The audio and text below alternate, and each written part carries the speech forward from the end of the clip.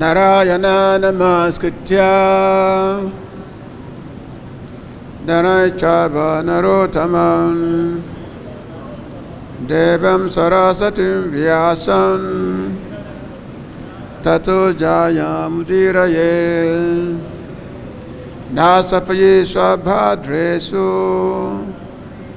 Nitya Bhagavata Sevaya Bhagavati Uttamas Loke Bhakti Bhavati Nastiki Vede Ramane Chaiva Purane Bharate Tata Hada Chamade Cha Hari Sabbatagayate Mukam Karutiva Chalan Franku Langate Griya Kripataham Bande Sri Guru Dinatarine Paramananda Madhava Dhamma Prajitu Kaita Butra Paramoni Masham Satan Vedan Vastavam Vastu Shibatun Tabatayu Molanan Shima Bhagavati Mahamuni Kinteki Vai Para Ishwara Sadhyo Rudi Abaruta Tetra Kipitita Kshanan Nigama Kapatalu Garitam Phalam Sukha Mukha Devasam Jitan Pibatum Rasham Bhaktuna Samalaya Mahura Urasika Bhubika Yastava Shamanaya Krishna Paramapurushan Bhaktutapate Punsan Sukha Moha Bhayapahan Atoyam Brahmasutanan Bharatata Beninaya Gayati Basha Rupa Shabudita Parirbimitan Sababideti Saraham Simatanishyate Tarasamita Shati Tashana Yatya Sharati Kachi Om Namo Bhagavate Vasudevaya Om Namo Bhagavate Vasudevaya Om Namo Bhagavate Vasudevaya. So we are continuing the reading of Srimad Bhagavatam, 8th Canto, chapter 24, text 49. This is about the discussion about the Lord's Matsya avatar, the fish incarnation. So the Lord has appeared as a big fish, very huge fish, big fish. This is the time, at the time of devastation, because at the end of Brahma's day, it's night time, so all the planetary system, the three planetary system, they all become submerged in water. Everything become covered up. Now, however, in order to preserve for the next manifestation, when Brahma's day comes, then, because when his day comes, there will be another manifestation of the universe, whereby the living entities will again be generated to continue their karmic activities.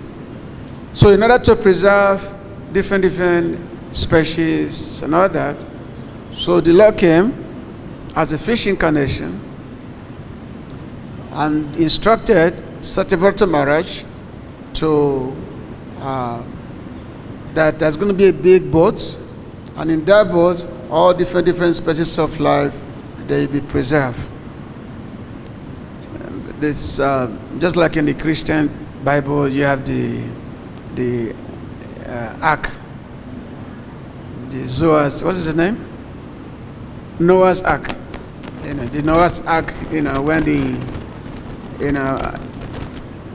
destruction came, and he was told to build a ship, a big ship, and then within that ship, many living entities will be put into that ship, which means different animals and plants and whatever. So, and of course, this is kind of a materialistic, conception, of course, whereas the Puranic narration is much more profound. The Puranic narration of the Lord's incarnation as a Matsya, as a fish incarnation, which took place at the end of the universal manifestation. So it's much more profound than what we find in the Bible. So, when the Lord has made his appearance in the form of a huge fish, now, so Satyavata Maharaj, so he's making his prayer to the Lord. And of course, today's prayer is very, very significant. So we just read it Sanskrit, we read the sloka, we chant accordingly. Na yat pasadaya yuta baga lesham anye cha deva gurabo janaha swayam katun sametaha prabhavanti punsas tam Ishwaram tram saranan prapadye naya pasada yuta bhagavleshan anye cha deva gurabo jana swayam katun sameta prabhavanti punsas Tami swaram tam saranam papadye. Na not ya prasada of the mercy of the Supreme Personality of Godhead, Ayuta Bhagavalation, only 1/10,000th. And ye others, cha also deva, even the demigods, gurava, the so-called gurus, jana, the total population, swayan, personally, cartoon, to execute, sameta, all together, prabhavanti, can become equally able, punsa, by the Supreme Personality of Godhead, tam, unto him, Ishwaran, unto the Supreme Personality of Godhead, tam, unto him. Yeah, that's better. You cannot hear. Okay. Tvam, unto you, saranam, shelter, prapadye, let me surrender. Translation and purport by His Divine Grace, A.C. Bhakti-Vedanta Swami Prabhupada, Srila Prabhupada Ki. Neither all the demigods, nor the so-called gurus, nor all other people, either independently or together, can offer mercy that equals even 1/10,000th of yours. Therefore, I wish to take shelter of your lotus feet. Papa Basla Papa, Srila Ki. It is said, Kamasta Tarita Gyanan Papadyante Anya Devata. People in general, being motivated by material desires, worship the demigods to get fruitful results very quickly. People generally do not become devotees of Lord Vishnu, since Lord Vishnu never becomes the other supplier of his devotees. Lord Vishnu does not give a devotee benedictions that will create a further demand for benedictions. By worshipping the demigods, one may get results. But as described in Bhagavad-Gita, Antavatu Phalantation Tabhavati and Alpa Medasam, whatever great benedictions one may achieve from the demigods are all temporary. Because the demigods themselves are temporary, their benedictions are also temporary and have no permanent value. Those who aspire for such benedictions have a poor fund of knowledge. Tab Bhavati Alpamedasham. The benedictions of Lord Vishnu are different. By the mercy of the Lord Vishnu, one can be completely freed from material contaminations and go back home, back to Godhead.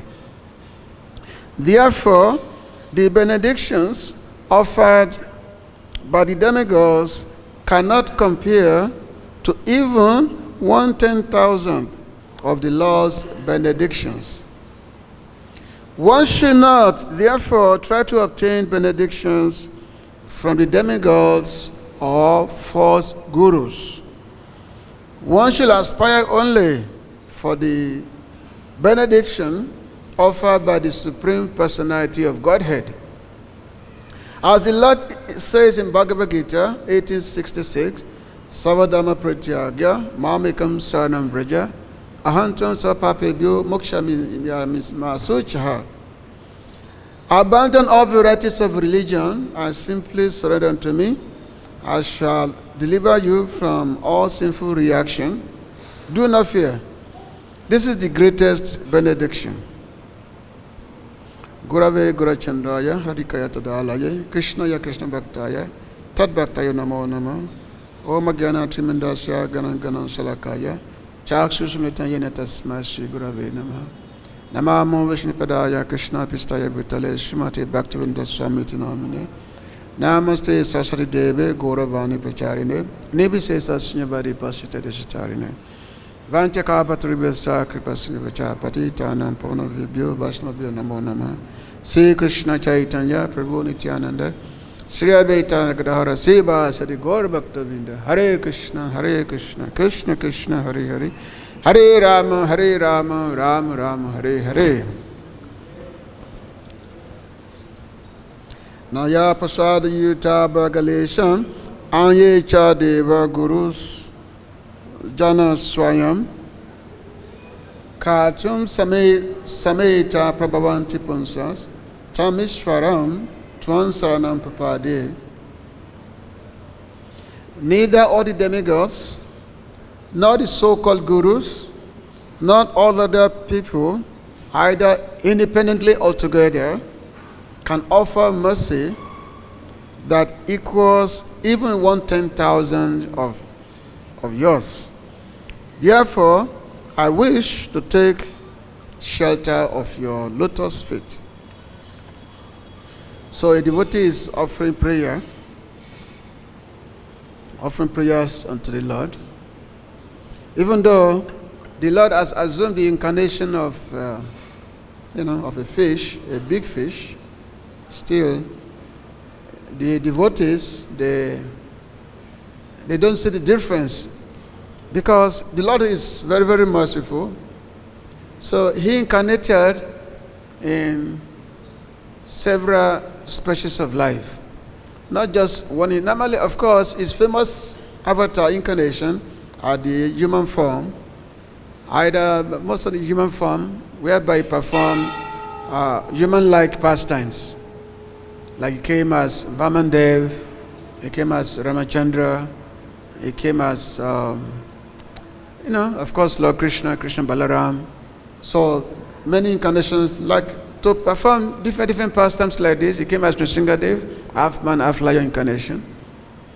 But at the same time, they also appeared in many other species, not necessarily human form. Sometimes he came as a horse, he came as a swan avatar, he came as, tortoise, Kuma. He came as a pig, Varaha. So, even though some of these incarnation species may be considered to be low, after all, nobody give much estimation to tortoise or to, pig, not to talk of fish and all that. But the Lord is transcendental. The Lord is not subjected to all these so-called materialistic calculations. He is transcendental to all those things. And his form is transcendental form.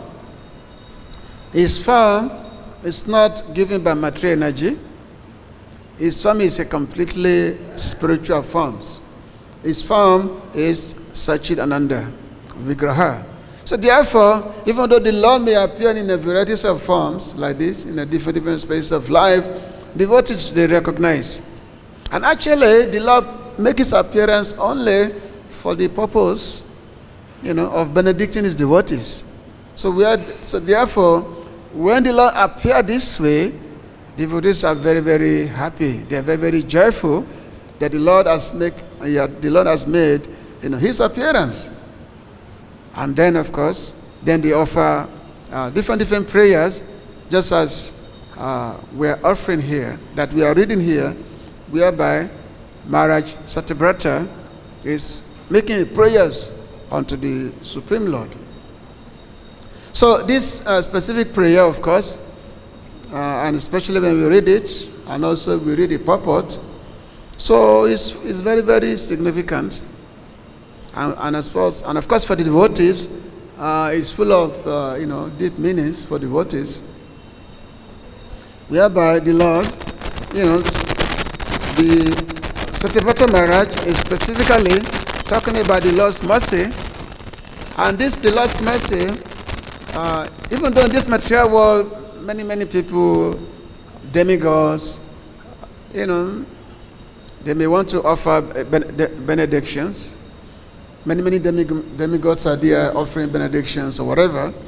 First of all, their benediction, of course, it's all materialistic in nature, which does not really give a permanent, benefit.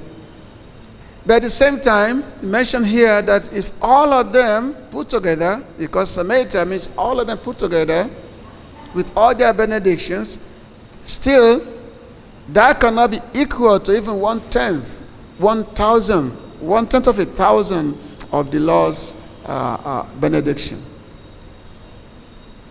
So, lot of deliberation is there. Of course, Lord Prabhupada gave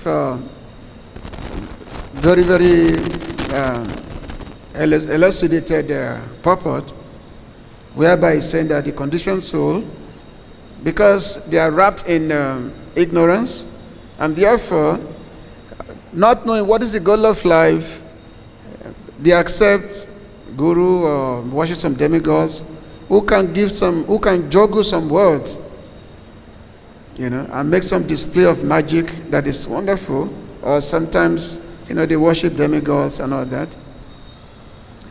Normally in this material world, because everyone simply wants sense gratification, everyone, they want to enjoy, they want happiness. This is the mentality of everyone in this material world. Everyone, okay, I've got this material body, I need to preserve it, and I want good happiness.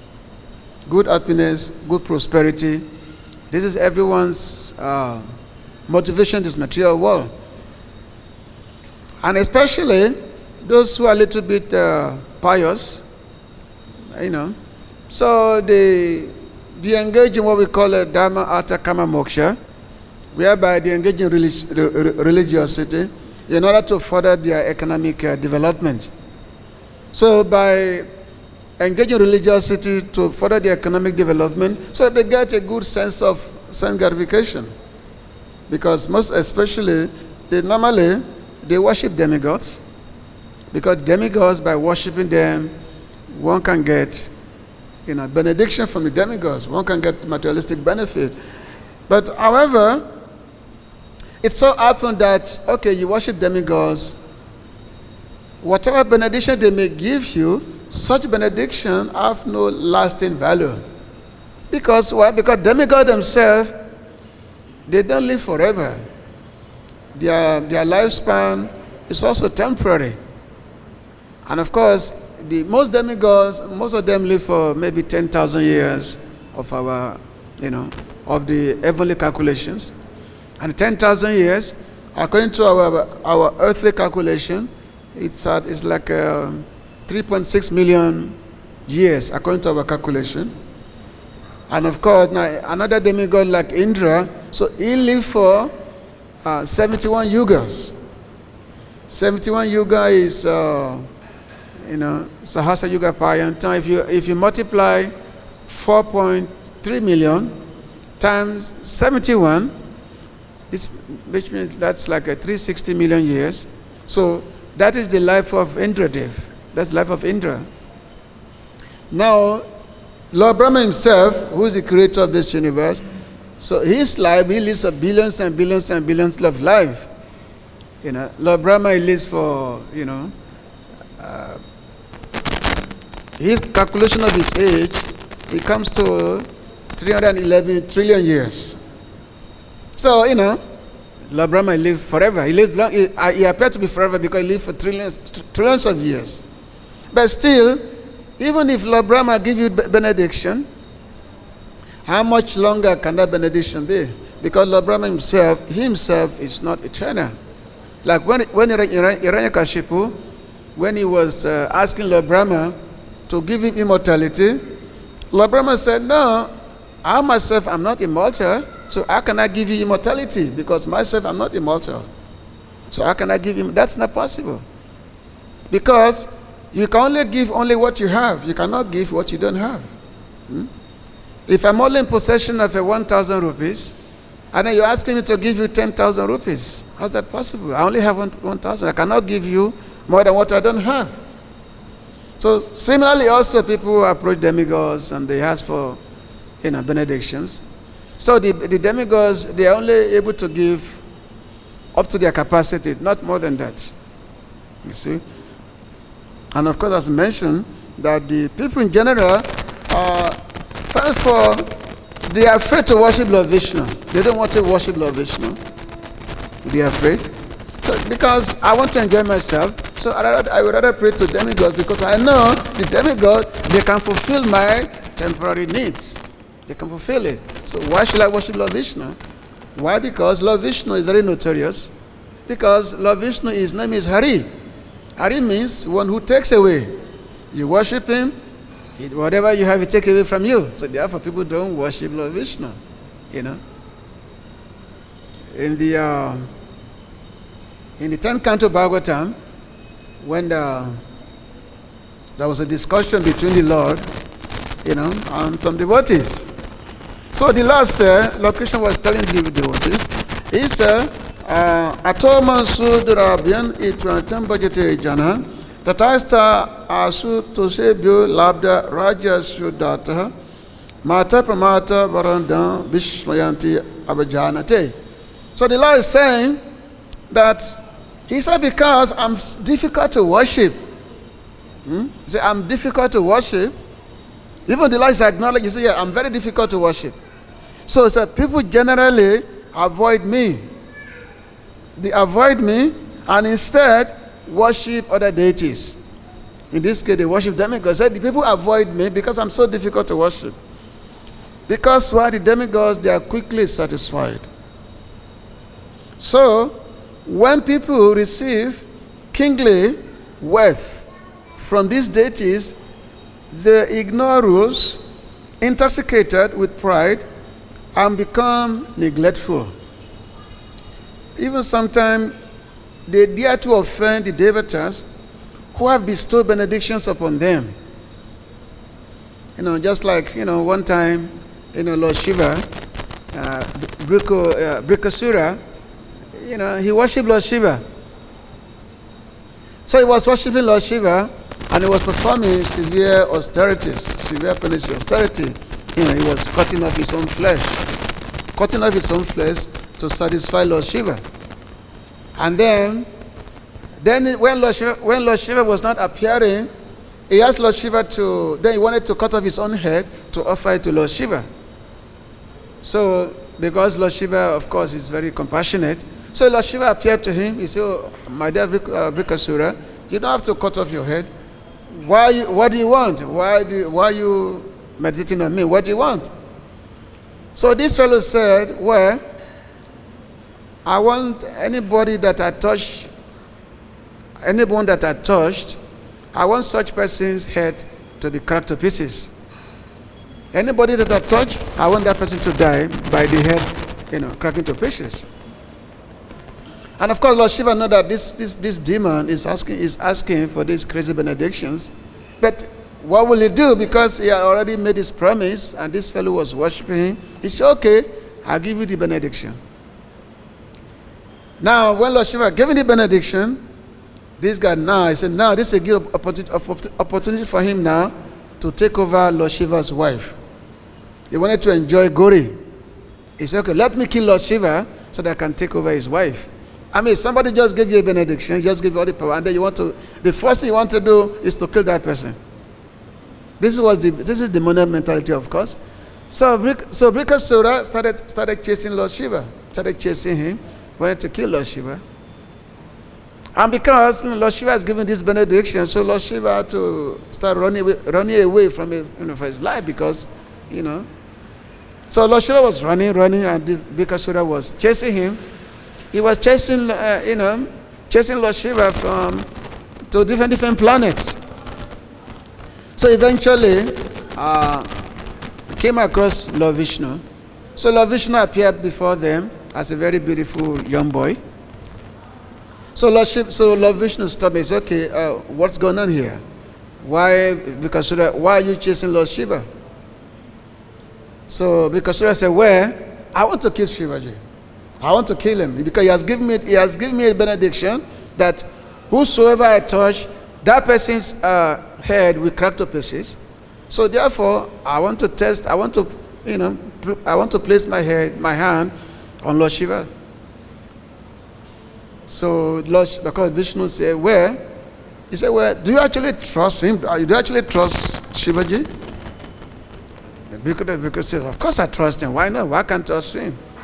So Lord Vishnu said, "Well, you know what? You can't really trust him. Just see this man, this person. He's giving you a benediction, but himself, where does he live? He does not even have a house. He lives in a crematorium, and is always wearing a garland of scars. How can you trust him? You can't trust such a person. Just test yourself. Just take my word. Why don't you, put your hand on your head? You will see that this benediction has no value. Just put your hand on your own head. You will see, just to see yourself." So, and of course, this demon, Vikasura, because Lord Vishnu came in a very attractive form. So whatever Vishnu said, he believed Vishnu. And then he said, "Okay." So he touched his own head, and of course, immediately he touched his head burst open. So this demon was killed this way.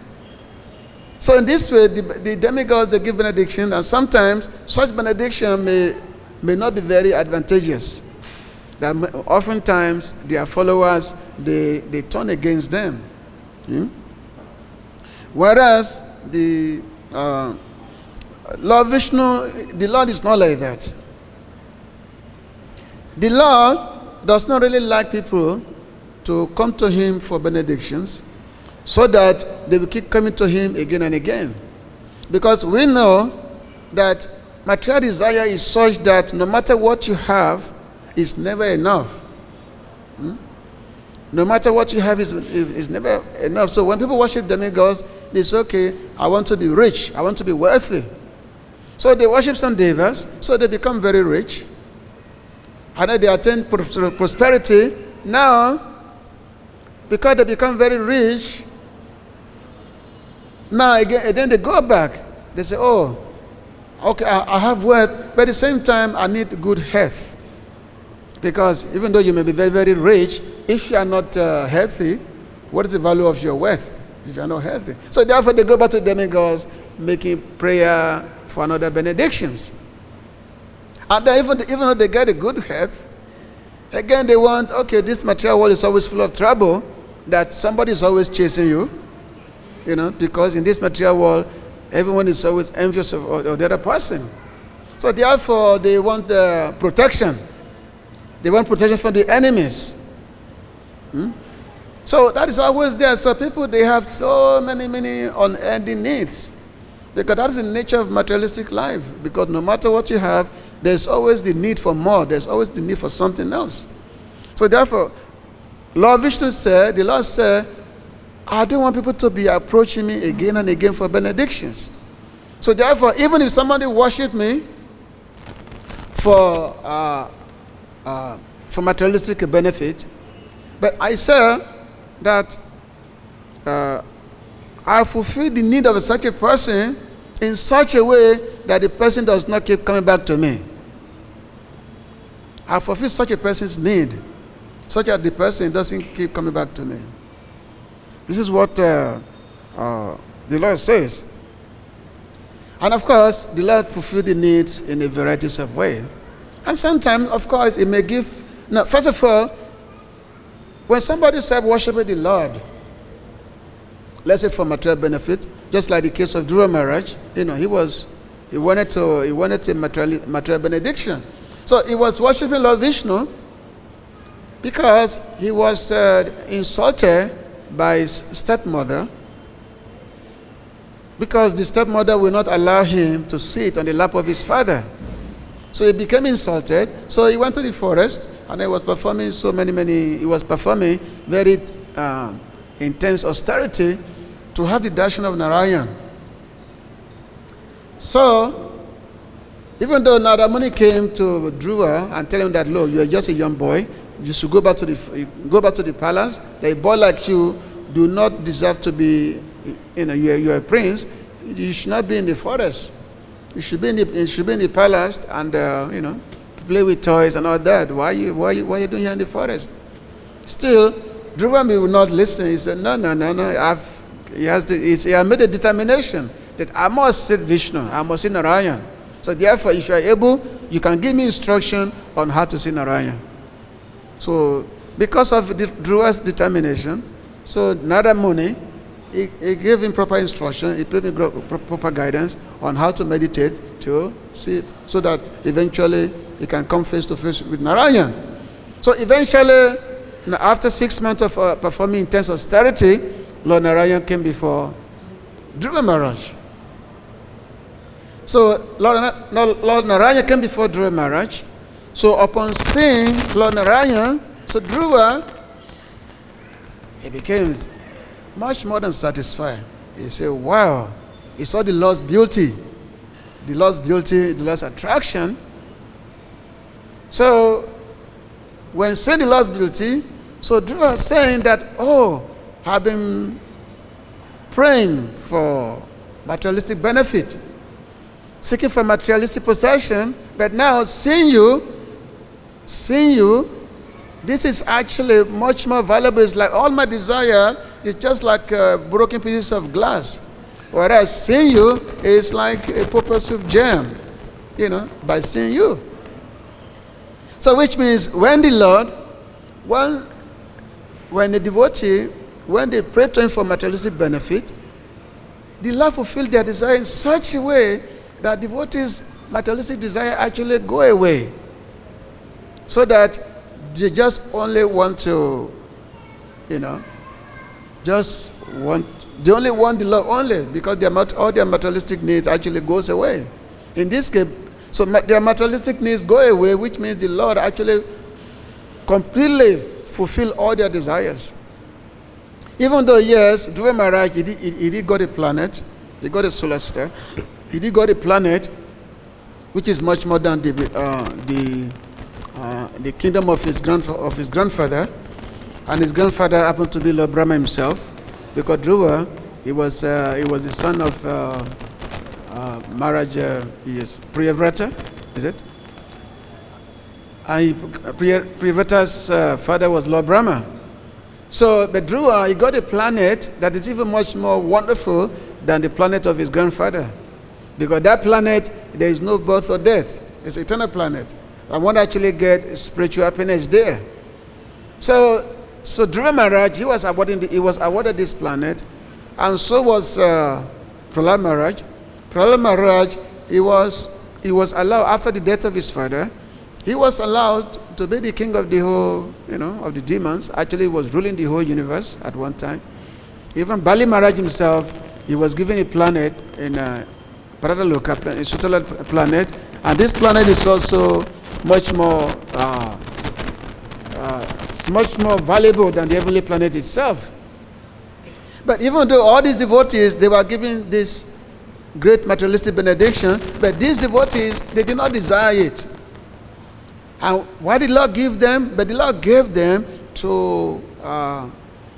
He gave them just to glorify His own devotees. That yes, His devotees even though they may be given materialistic need, but still they did not become attached to it.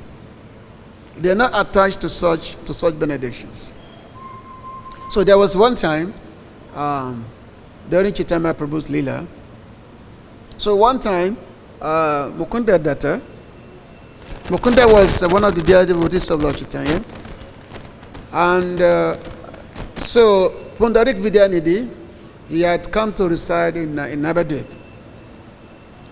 So one time Mukunda Datta, he told Pundarik, he told Gadara that I know a very, very great Vaishnava, that you should come and meet him.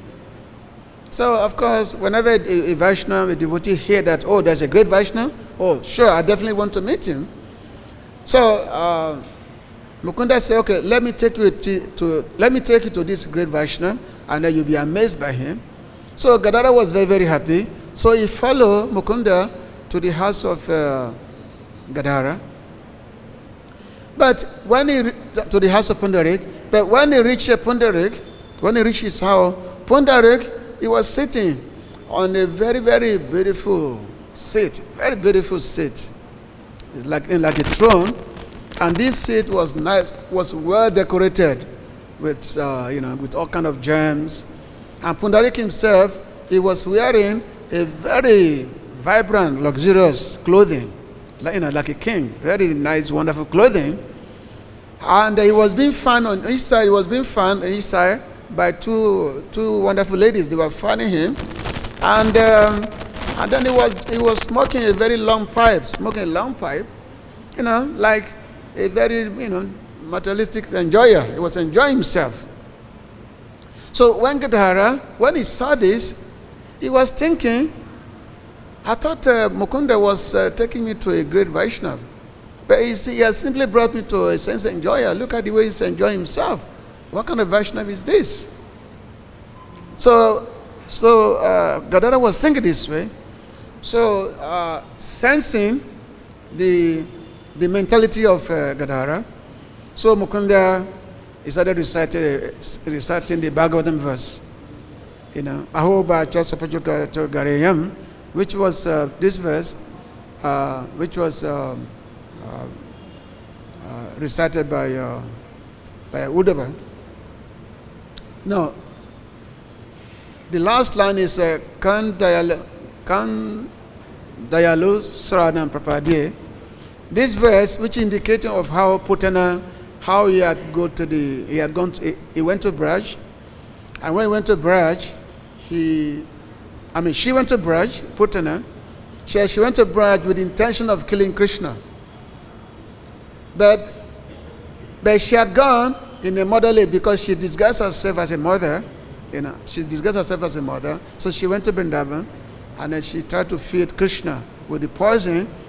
But Krishna, as a baby Krishna killed Putana, of course.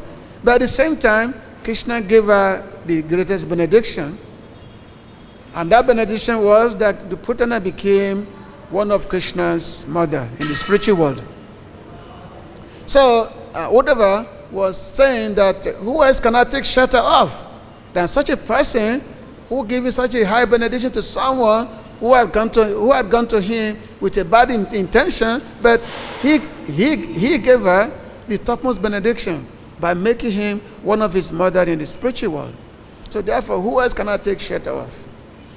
So when Pundarik, when he heard his prayer, he was immediately filled with transcendental ecstasy. he immediately he transcended ecstasy. He actually he totally lost himself. He was exhibiting so many transcendental symptoms. Whatever all the items which he had in front of me, he threw all of them away. All the pots. He broke them. They all broken. His clothing. He was tearing them up. He was tearing them all to pieces, which means he was totally oblivious to whatever he surrounded, to whatever he was wearing. Totally oblivious to that. So it was not, So which means he was not really that.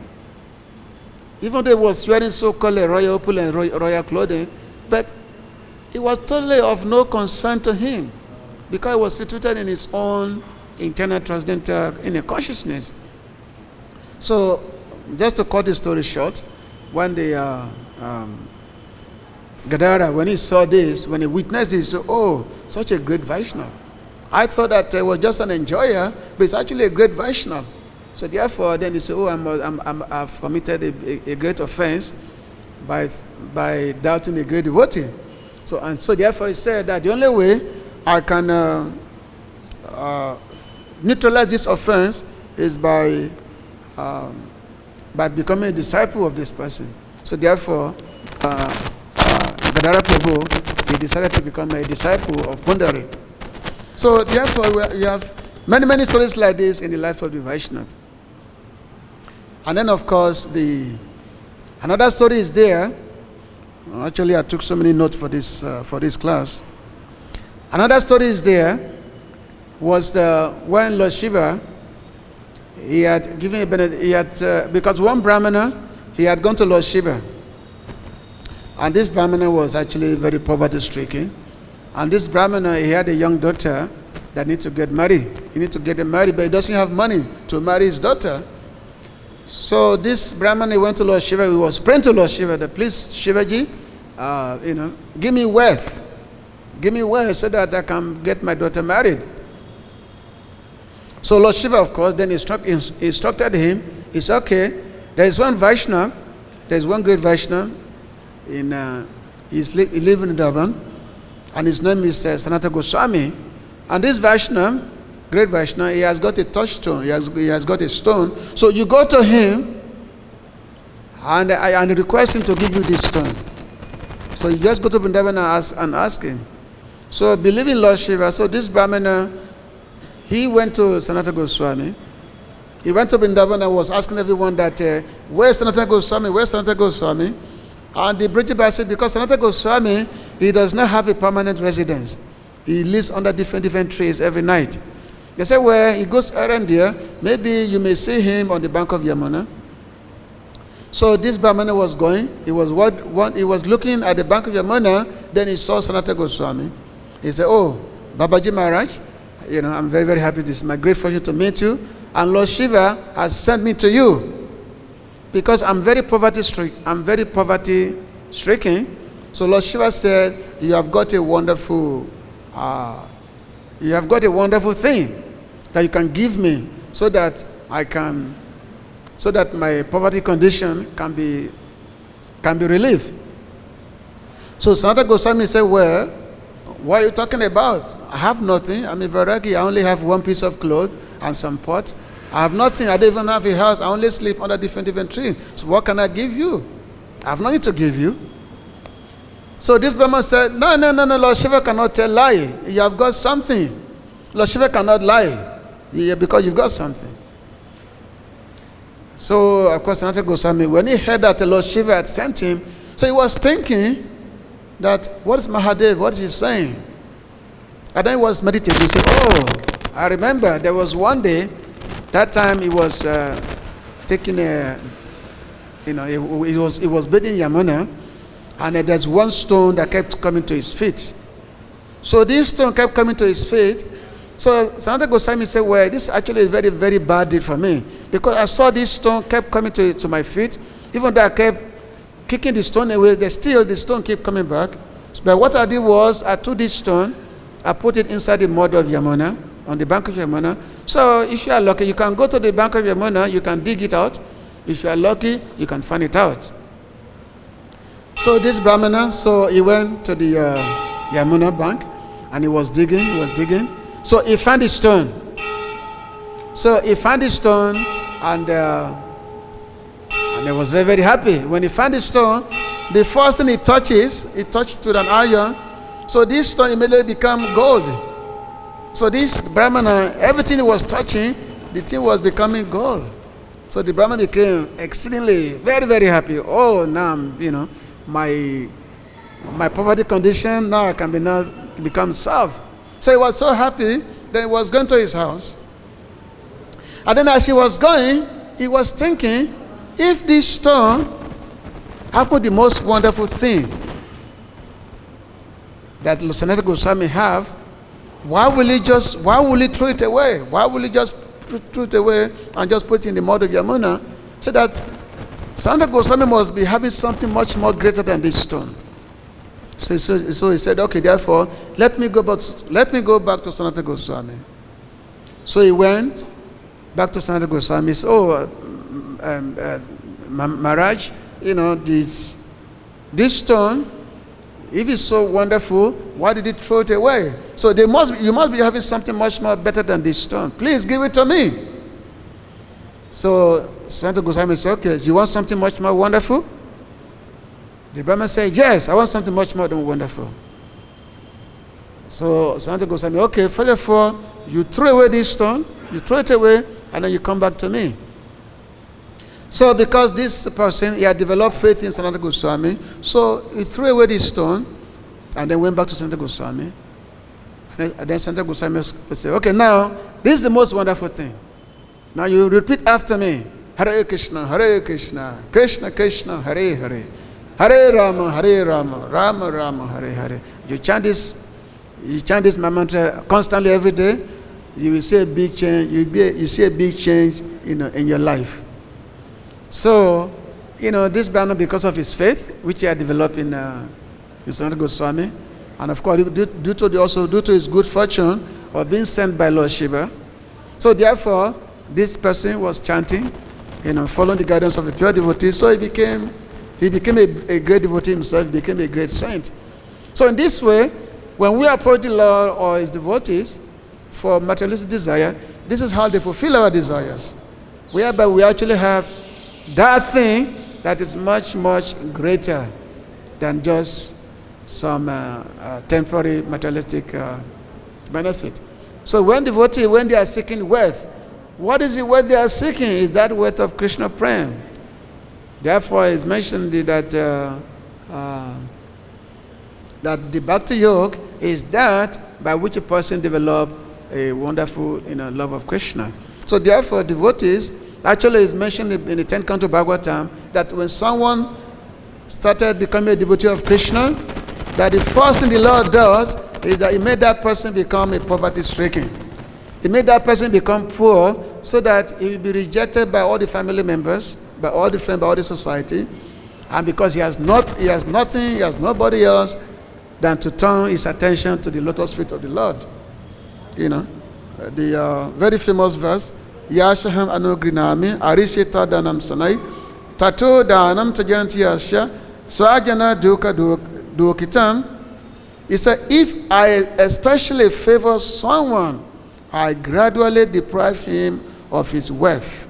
Then the relatives and friends of such a poverty-stricken man abandon him. In this way, he suffers one distress after another. So this is very wonderful text that you find in the 10th canto Bhagavad-Gita. Anyway, I'm going to stop here because we can go on and on and on and on, trying to deliberate on this text. So if anyone has any question or comment, you can please ask. Yeah.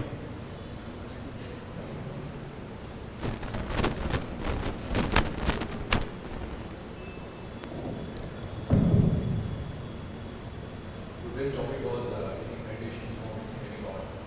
How to compare and what is it? Speak meditation on many gods and Yeah, because as mentioned that. most of the people they consider that all demigods and supreme personalities are the same level. Well. This is the normal conception of all demigods. So they pray today Lakshmi, tomorrow Ganesh, I mean, generally people do not pray to Krishna. They do not pray to Vishnu because you pray to Vishnu, even though you come to him for materialistic benediction, whatever you have, he may take it away from you. So therefore, they don't worship him. They rather worship demigods because the demigod, whatever you need, they give you. You want money, they give you money. You want good health, they give you good health. That's what they do. But however, such benedictions are temporary. They are temporary because demigods themselves, they are also temporary. However, there is a nice verse in Bhagavatam whereby it said that Akama Savakamova, Moksha Kamo Doradi, Tivrena bhakti-yoga yajetam purusham. Parent that even a person may have all desires, either desires or no desires, then you should still worship the Supreme Lord. That yes, you may have all kinds of materialistic desires, that you should engage in the worship of the Lord. This is the conclusion of the Bhagavatam. But people who are less intelligent, it's called Apamedasham, people whose intelligence are very, very meager.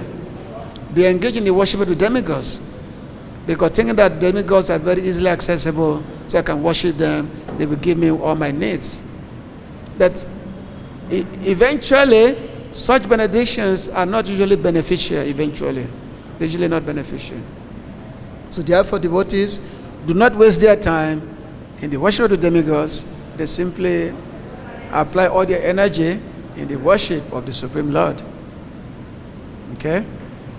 So anyway, so thank you very much. Grantrasham Bhagavatam ki, Srila Prabhupada ki, Gopi Manande, Hare Krishna.